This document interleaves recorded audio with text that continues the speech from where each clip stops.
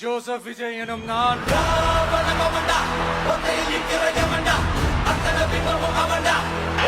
சட்டப்படி அமைக்கப்பெற்ற இந்திய அரசியல் அமைப்பின்பால் உண்மையான நம்பிக்கையும் மாறா பற்றும் கொண்டிருப்பேன் என்றும் இந்திய நாட்டின் ஒப்பில்லாத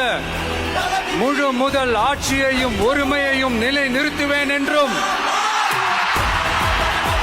தமிழ்நாட்டு அரசின் முதலமைச்சராக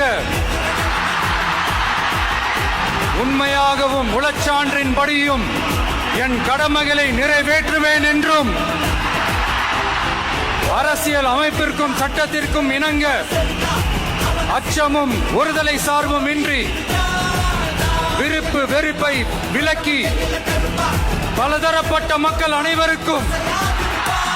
நேர்மையானதை செய்வேன் என்றும் ஆண்டவன் மீது ஆணையிட்டு உறுதிமொழிகிறேன்.